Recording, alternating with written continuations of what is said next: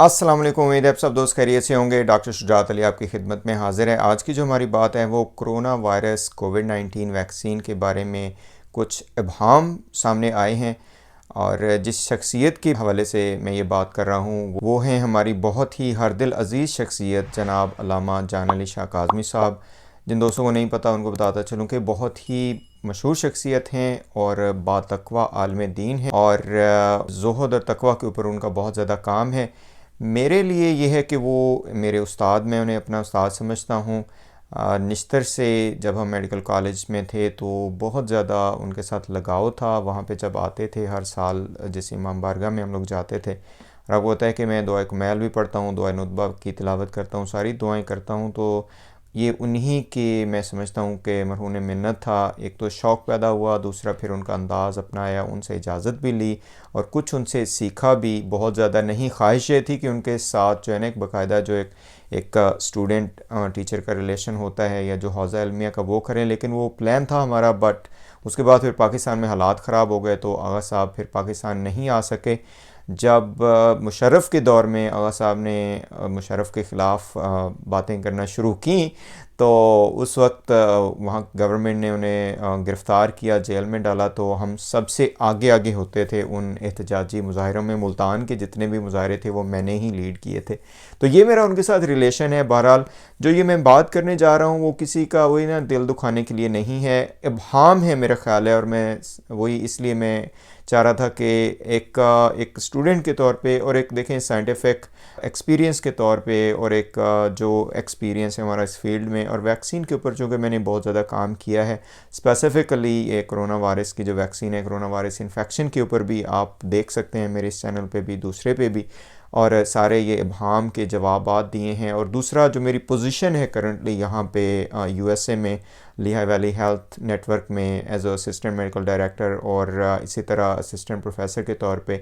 और चूँकि सब स्पेशलिटी मेरी पीडियाट्रिक्स है तो उसमें vaccination is one of the major part. और प्रिवेंटिव हेल्थ और पब्लिक हेल्थ मेरा बहुत ही इंटरेस्ट का एक मौजू है। पाकिस्तान में भी इसके ऊपर काफ़ी काम किया था और मेरा उसमें एक्सपीरियंस भी है, सर्जरी का भी एक्सपीरियंस था। तो इस वजह से इस वक्त जिस हॉस्पिटल में मैं हूँ यहाँ पे प्रिंसिपल इन्वेस्टिगेटर्स थे। और मैं आप लोगों को बताता चलूँ कि जब भी ये जितने भी प्रोटोकॉल्स बन रहे थे तो वो कई मरतबा तो ऐसा होता था कि सीडीसी की तरफ से एक बाद में गाइडलाइन आती थी, हम पहले ही वो प्रोटोकॉल बना चुके होते थे और इम्प्लीमेंट भी कर चुके होते थे। ठीक है जनाब। तो ये बैकग्राउंड है थोड़ा सा। तो आगा साहब ने जो बात की है वो 5 मिनट की एक वीडियो है। पूरी वीडियो तो शायद हम यहाँ ना चला सकें, मैं फिर ये कुछ वीडियो आपको दिखाता हूँ आगे चल के। जो सेलियंट फीचर्स हैं उसके वो ये हैं। उन्होंने कहा है, पहला तो उन्होंने कहा जी वैक्सीन लगवानी नहीं चाहिए। उसके बाद क्लाटिंग इश्यूज़ के ऊपर उन्होंने बात की है, जिसमें एस्ट्राजेनेका और जे के ऊपर बात की है। उसके बाद उन्होंने कहा जी ब्लीडिंग हो रही है इस वैक्सीन की वजह से। फिर फर्टिलिटी के ऊपर, फिर बॉडी को फैक्ट्री में चेंज करने के ऊपर बिलीव एक और उन्होंने कहा जी कि वीफा बन जाएगा बॉडी आपका रोबोट्स की वजह से। फिर नस्ल को कंट्रोल करने के हवाले से और फिर रहबर मौज़म के हवाले से भी उन्होंने इसमें इजहार किया है। तो ये आप थोड़ी सी वीडियो देखें पूरी। मैं वही बता रहा था कि अगर आप चाहेंगे तो मैं इंशाल्लाह पूरी भी शेयर कर दूंगा लिंक, लेकिन ये वीडियो आप देखें तो फिर उसके बाद फिर आगे हम बात करते हैं। अभी हम इंशाल्लाह डॉक्यूमेंट्री बना रहे हैं कि वैक्सीन मत लगवाइएगा। वैक्सीन से जो अभी हमने रेफरेंस जमा किए हैं, ये जिसमें बीबीसी का भी रेफरेंस है, ये बीएमजी का और बड़े बड़े जर्नल्स जो मेडिकल के हैं, तो क्लॉटिंग तो ये लोग मान रहे हैं, बाकी छुपा रहे हैं कि क्लॉटिंग सिर्फ ब्रिटिश वाले ऑक्सफोर्ड वाले वैक्सीन से नहीं हो रहा है, सबसे हो रहा है। फाइजर से भी हो रहा है, वो बिल गेट वाले से भी हो रहा है, और एक और दूसरा भी एक कंपनी ने जो किया है उससे भी क्लॉटिंग सबसे हो रही है। और आपको पता है कि दुनिया में सबसे मौत का सबब क्या है? Heart attack. और हार्ट अटैक क्यों होता है? क्लॉटिंग से। ब्लड क्लॉट हो जाए, और ब्लड क्लॉट से हार्ट, इसमें ब्रेन है, मेरे ब्रेन के लोग भी शरीक हैं जो ब्रेन के क्लॉटिंग से मरे हैं। तो क्लॉटिंग जो है इससे बढ़कर मौजूद लोग छुपा रहे, नहीं बता रहे हैं, ये पूरा प्रोपेगेंडा है।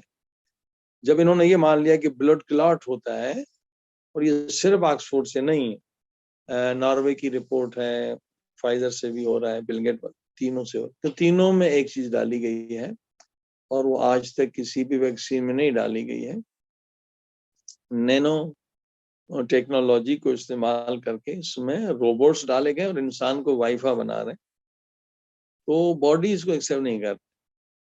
और दूसरा चीज ब्लीडिंग। अब मेंस्ट्रुएशन खवातीन को, जो हजारों खवातीन उस ग्रुप में हैं डॉक्टर्स के जो इसके अगेंस्ट हैं कि ब्लीडिंग हो रही है उनको, और सिर्फ एक जगह नहीं, रिपोर्ट्स हैं ब्लीडिंग जो है वो लंग्स में भी हो रही है, ब्लीडिंग जो है आंखों में भी, लोगों के वो पिक्चर्स भी आ गए हैं।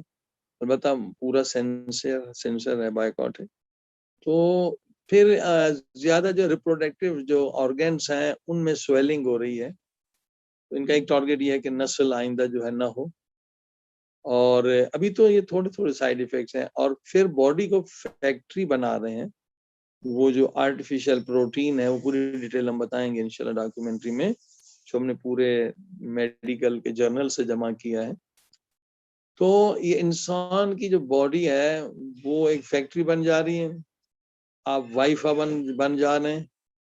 और जनाब उसके साथ साथ जो है, आज तक ये वैक्सीन है ही नहीं, ये केमिकल 5 डॉक्टर्स ने बता दिया साबित करके उस साइट पर कि ये chemical war weapons, bio weapons हैं जो यूज कर रहे हैं। तो ये जिन लोगों ने लगाए भी हैं अमेरिका में, नॉर्वे में, उनकी हालत भी बुरी है कि दिमाग हमारा काम नहीं कर रहे हैं, क्योंकि रोबोट्स जो बनाए हैं इन्होंने कि नैनो टेक्नोलॉजी, वो जो है पावर जो ले रहे हैं, इलेक्ट्रिसिटी आपके ब्लड से ले रहे हैं। तो पहले हमने 2-3 डॉक्यूमेंट्री बनाई है कि वो कैसे काम करते हैं। तो उसमें ब्लड कैंसर का होना ये जरूरी है, और ये सारे प्रॉब्लम होना जरूरी है। तो बहरहाल आप रहबर मौज़म ने भी मना किया है। अब आज लोग कहते हैं भाई, मतलब दूसरे महाराजे इजाजत देते हैं।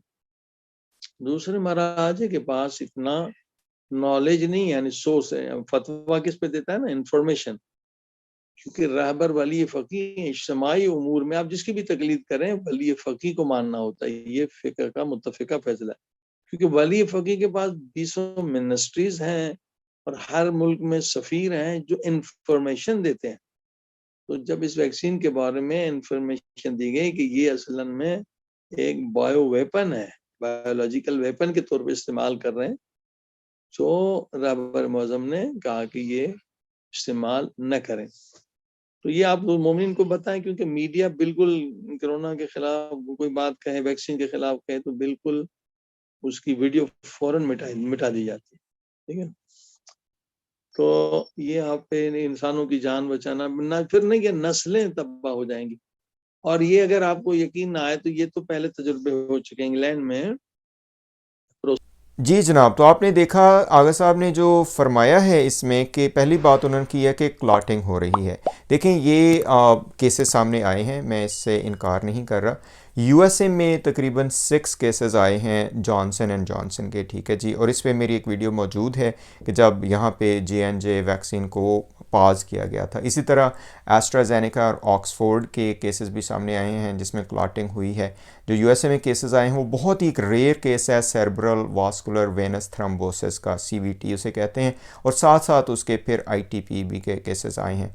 अच्छा, इसमें आपको ये बताता चलूँ कि हर चीज़ के साइड इफ़ेक्ट्स होते हैं, और इसी तरह इन वैक्सीन्स के भी साइड इफ़ेक्ट्स हैं। इसी तरह नॉर्वे में भी केसेस सामने आए हैं, लेकिन मेडिकल जो साइंटिफिक बॉडीज़ हैं, अगर उन्होंने कोई किसी किस्म की कॉन्स्पेरेसी करनी होती तो वो इन केसेस को सामने क्यों लेके आते हैं। ठीक है जनाब, आपको पता है फ्लोरिडा में एक डॉक्टर की डेथ हुई थी, वो हुई थी ITP के ज़रिए, इडियोपैथिक थ्रोम्बोसाइटोपेनिक परपरा, या उसको ड्रग रिलेटेड थ्रोम्बोसाइटोपेनिक परपरा भी कहते हैं। मेरे अपने दूसरे चैनल पे प्राइम मेड टॉक पे आप ये सारी बातें देख सकते हैं।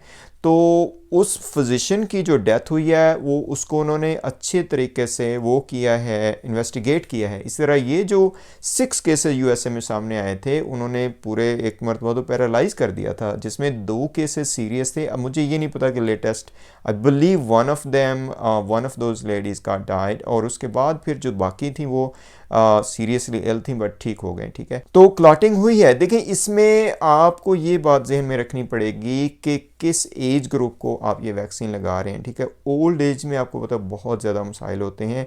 अगेन मेडिसिन जो है, जो मैं आपको बताता चलूँ कि मेडिसिन रिस्क एंड बेनिफिट के ऊपर चलती है, risk and benefit ratio, there is a risk to everything. Medicine जो है, आपका जो बॉडी है, ये कोई ट्रक नहीं है, ये कोई स्क्रू नहीं है, ये कोई ऐसी चीज़ नहीं है कि जिसको आप वो कर देंगे तो फिर आप आगे प्रिडिक्ट कर लेना।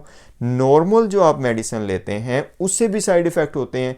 आपको पता है एक ये एरिथीमा मल्टीफॉर्मी एक चीज़ होती है जिससे रैश हो जाता है बॉडी पे। इसी तरह ये जो आईटीपी है ये आपको मोटरिन से हो सकता है, सिंपल ये जो ब्रूफिन जिसे हम कहते हैं पाकिस्तान में, उससे हो सकता है।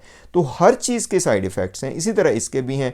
ये जो वैक्सीन्स हैं ये वेक्टर बॉर्न वैक्सीन है, जो वेक्टर यूज़ करके, जो कि एक ट्रेडिशनल वे है वैक्सीन को प्रोड्यूस करने का।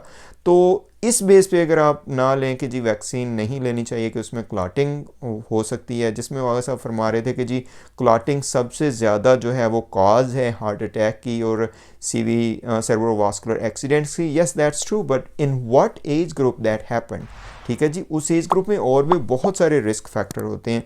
तो मेरा नहीं ख्याल कि अगर आप रिस्क एंड बेनिफिट रेशो लेंगे तो this would act as a major factor not to take the vaccine, ठीक है जी। ये बात आपको करनी चाहिए। अगेन बार बार मैं यहाँ पे रिस्क बेनिफिट का वो जो है ना यूज़ करूँगा वर्ड, और मेडिसिन है ही यही सारी risk benefit ratio. As a physician जब हम डिसाइड कर रहे होते हैं कि भाई इस पेशेंट का मुझे सीटी स्कैन करना चाहिए, इसकी मुझे सर्जरी करनी चाहिए, इसको मुझे ये एंटीबायोटिक देनी चाहिए, ये करना चाहिए, what we are thinking about that, वहाँ पे 10 ऑप्शंस होती हैं। तो क्या आपके ख्याल में हम वो सारी कर लें? ऐसा तो नहीं हो सकता।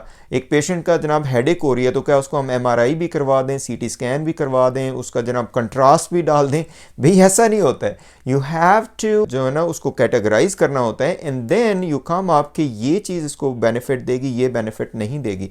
The same concept is here. तो मेरा नहीं ख्याल कि ये उनका जो एक अभाम है ये ठीक अभाम है।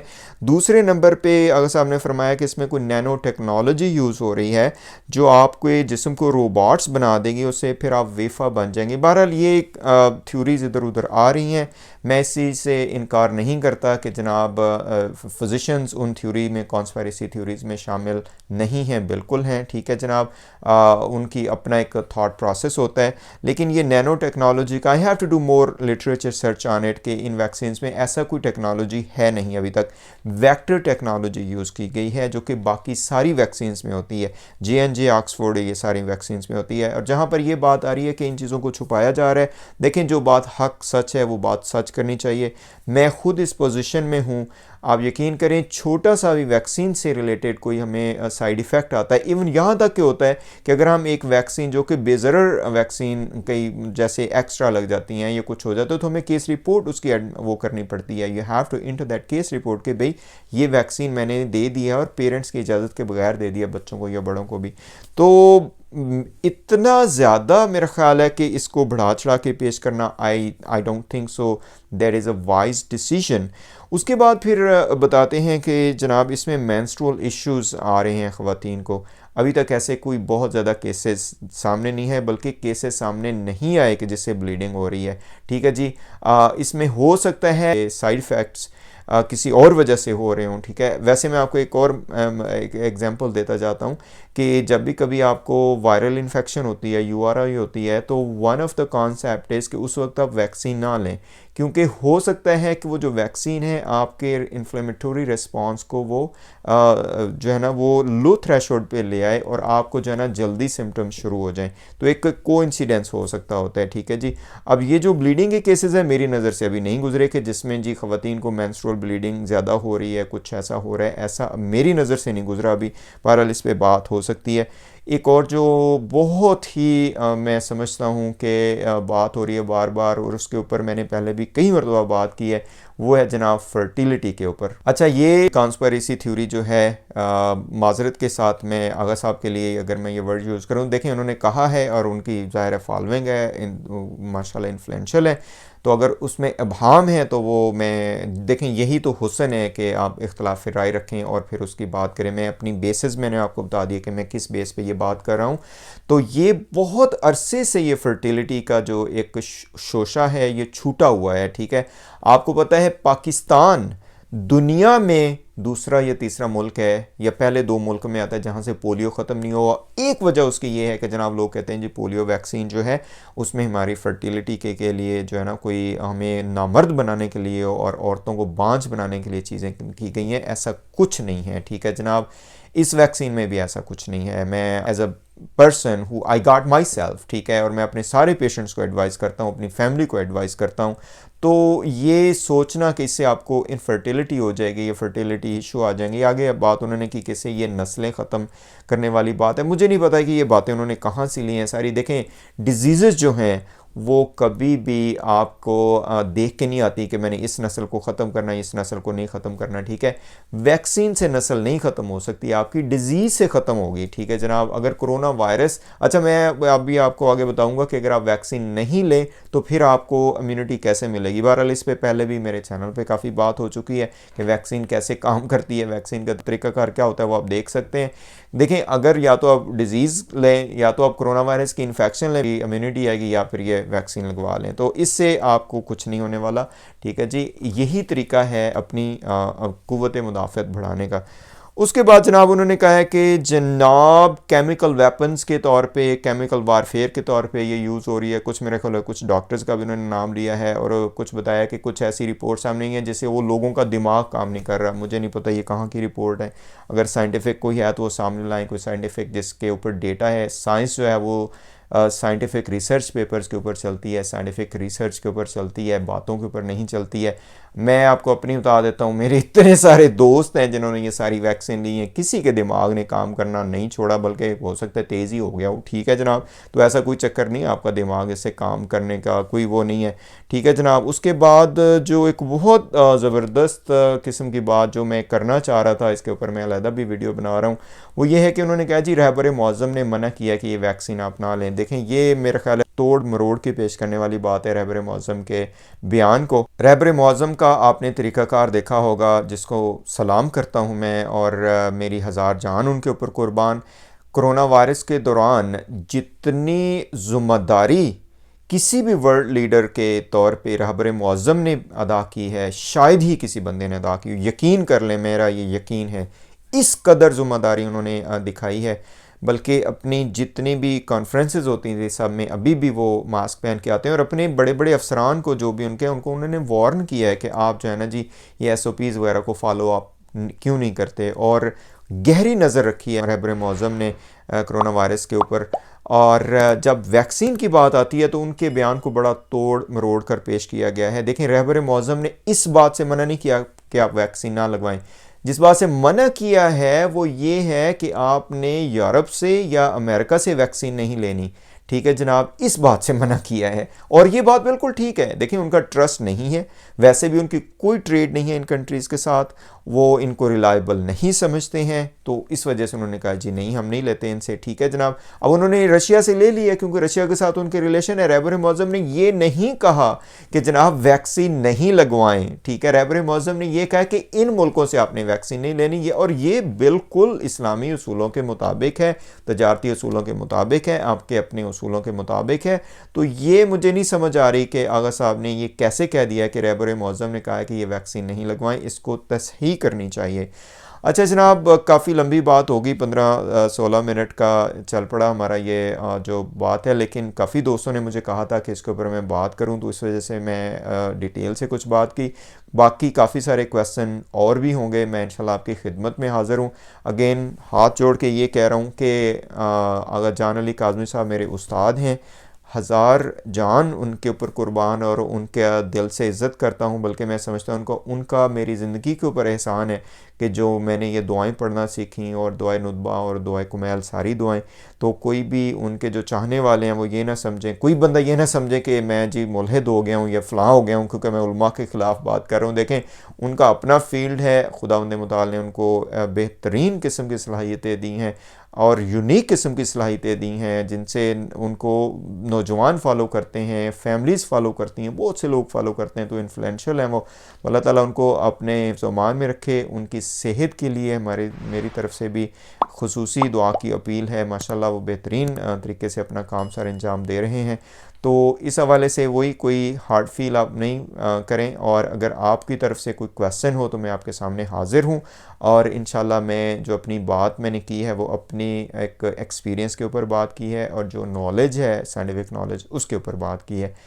आप लोगों से इंशाल्लाह मुलाकात होती है बाद में। अगर आपने अभी तक हमें ज्वाइन नहीं किया तो लाजमी कीजिएगा। हमारे इस प्लेटफार्म को आपकी बहुत ज़रूरत है और आपकी आरा की बड़ी ज़रूरत रहती है।